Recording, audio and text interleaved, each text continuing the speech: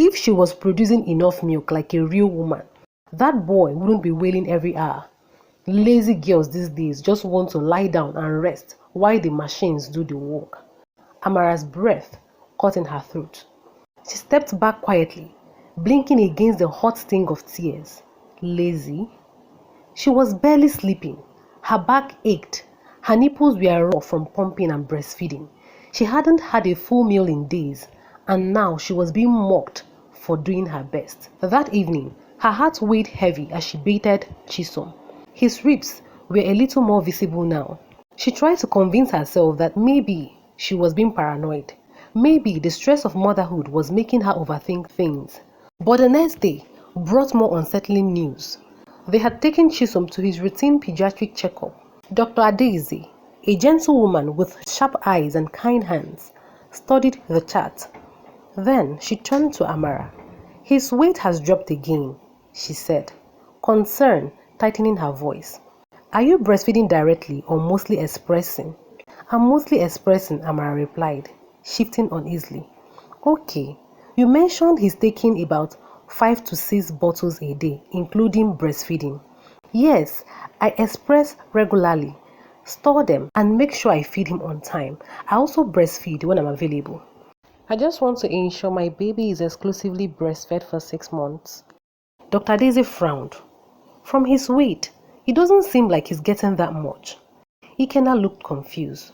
"But we'll give him the milk," Amara expresses. "It should be enough." "Has anyone else been feeding him when you are away?" Amara hesitated. Her eyes drifted to Ikenna, then back to the doctor. "Yes, his grandmother. She watches him when I'm resting or when I go for deliveries." The doctor nodded slowly. "Then I suggest you track the milk usage closely. This kind of weight drop usually means the child isn't receiving the full amount. To ensure good letdown reflex, try to rest more often, feed directly more, as well as pumping." Back home, Ikenna brushed off the suggestion. "I think the baby might just be going through a phase." But Amara couldn't let it go. She remembered her mother's words, "Always trust your instincts." She began to monitor every bottle like a hawk. She labeled them more clearly. She marked the bags with permanent marker, date, time, quantity. She even began counting the bottles left after she returned from her afternoon naps. But despite her vigilance, the milk continued to disappear. Chisom continued to cry. Sometimes she would ask Mama, "Did you feed him while I was away?" And Mama would respond, "It's normal for children to cry now. In our time, we didn't pamper them like this." When the baby's cry grew louder, she would say, "Amarachi, hunger is worrying this child. You need to try harder, produce more milk." Amara didn't answer, but deep in her heart, something had shifted. She was no longer confused. She was watching. It was supposed to be a quick errand. Amara had stepped out to drop off a parcel with the dispatch rider at the estate gate. But halfway down the driveway, she realized she had left her phone charging on the kitchen counter. She hurried back, sandals slapping softly against the tiled floor. The house was quiet. As she pushed open the kitchen door, the smell of boiling water and something faintly sweet hit her nose. Then she froze. There, standing at the kitchen counter, with her back turned, was Mama Ikenna, carefully pouring thawed breast milk from a baby's feeding bottle into a steaming cup of tea. Next to the cup was a bowl of pap. As Mama muttered to herself, "I also need to look fresh and enjoy this Omugwo." On the shelf inside the open fridge, more breast milk bags were lined up, not frozen, but thawing, clearly taken out earlier. For a few seconds, Amara just stared. Her brain refused to register what she was saying. But then, her voice rose, shaking with disbelief. "Mama, what are you doing with Chisom's milk?" Mama Ikenna turned slowly, completely unbothered. No panic, no shame. Just the same familiar scowl she wore when something didn't please her. She took a loud sip of the tea, smacked her lips, and placed the cup on the tray like it was the most normal thing in the world. It's just milk now. What is all this noise for?" she said with a dismissive wave. Amara stepped forward, her heart pounding in her chest. "That milk is for my baby, for Chisom. That is my breast milk. My son has been hungry. He has been losing weight. And you've been drinking his milk. Mama Ikenna clicked her tongue. So? He still eats now, doesn't he? Is it not just 1 or 2 bottles I take when I need something warm? Besides, why are you not producing more? In our time, we had milk dripping like rain. Real women didn't need machines. You should check yourself, oh. You should check yourself. Amara's lips parted, but no words came. Her knees trembled, not from fear, but from pure rage and heartbreak. This was the woman they had welcomed into their home, the woman they had trusted with their newborn. And here she was, sipping away the very nourishment her grandson desperately needed, and acting like Amara was the problem. You've been letting him cry, Amara whispered, her voice hollow. You let him cry and cry while you sat here drinking the milk meant to suit him. You sat there and drank my breast milk. Mama Ikenna raised her voice. And so what? You should thank me for not wasting it. I use it for pap and for tea. It's not like I'm throwing it away. And stop shouting before neighbors start thinking you've lost your mind. Honestly, you young girls are so entitled. That was it. Amara didn't respond. She turned on her heel and walked straight to the bedroom. She picked up her phone, heart still racing, hands shaking, and called Ikenna. When he picked up, she didn't even sugarcoat it. Your mother has been drinking Chisom's milk. She just made tea with my breast milk right in front of me. If you can see the fridge now, you will see thawed milk. She's preparing pap with them. There was silence on the line. Then Ikenna exhaled. Amara, are you sure? Come home and see for yourself. Come home first and see. The walls of their quiet duplex in Independence Layout felt heavier that evening. Amara's hands trembled as she clutched her baby tighter to her chest. Her face was streaked with tears. Tears of betrayal, frustration, and helplessness. Chisom whimpered weakly in her arms, too tired to cry loudly. When Ikenna came back from work, he stood in front of her, still wearing his work shirt. His brows were furrowed, his eyes darting between his wife and the bottle of thawed breast milk left half finished in the kitchen. He spoke, his voice low but shaking. Amara, tell me exactly what you saw. Amara didn't hesitate. Her words poured out like hot oil on a cold pan, sharp, scalding, and unstoppable. I went back home today because I forgot my phone, she began.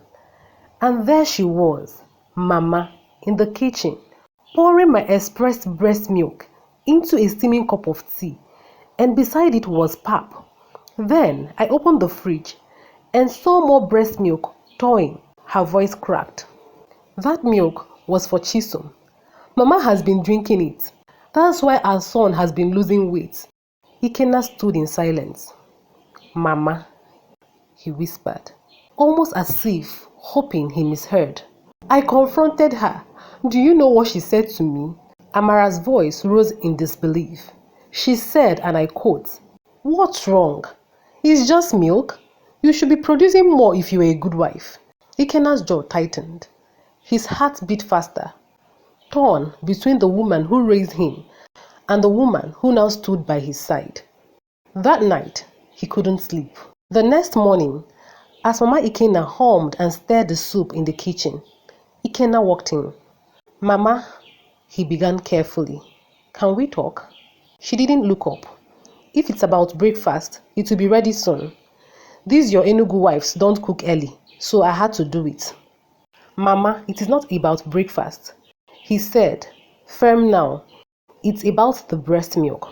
Mama Ikenna finally looked up, eyes cold and steady. What about it? I heard from Amara that you've been drinking the milk she pumps for Chisom. She chuckled. And so? Is it poison? Or is it not from her body again? Ikenna took a breath, trying to stay calm. Mama, that milk is for the baby. You know this isn't right. We have milk in this house, both powdered and liquid milk. If you want pap or tea, you can take and use as much milk as possible. But please, leave the breast milk alone. Leave the milk for Chisom. Her eyes narrowed. That breast milk is very nourishing. It is not the same as your supermarket milk. It is medicine. And if she is truly a good wife and mother, she will produce enough for all of us. Or is her milk limited? Are her breasts only for decoration? Mama, Ikenna raised his voice for the first time. That's enough. But she wasn't done. Is it my fault your wife's breast is not full enough? Is it my fault the boy is crying? Maybe she spent too much of her time painting her nails and running her deliveries instead of feeding her baby. Eventually, Mami Ikenna reluctantly promised to stop. But her muttered complaints under her breath betrayed her true intentions. Days turned into weeks, and nothing changed. If anything, Mama became bolder. This time, drinking the milk openly and daring Amara to challenge her, as Ikenna was mostly at work during the day. Amara began to feed the baby directly more often and pump just enough to feed the baby when she goes for deliveries. Nne, why is there only 2 bottles today? You should be producing 5 or 6. Are you eating well enough? Should I cook miyogo for you? She would ask mockingly, swirling a bottle of breast milk like fine wine. Amara hit her breaking point when she returned from deliveries one afternoon to find Chisom dehydrated and weak from hours of hunger. The bottles were empty, every single one. Ikenna didn't need further convincing. His face fell on seeing everything that has been happening. The mother he once adored, who raised him with strength and discipline, was now the reason his son was starving, and his wife was breaking down. He clenched his fist, choosing his next words carefully. Mama, you are not helping us. You were supposed to come for Omugwo to support, guide, not to damage and divide. She scoffed. So do you want me to leave your house? Should I leave? Yes, he said quietly but firmly. You should. You are sending your own mother away. Because of this girl? Because of my son, he said, his voice cold now. Because of my wife. Because I've watched my baby cry endlessly and my wife suffer silently while you drank the baby's milk with no restraint.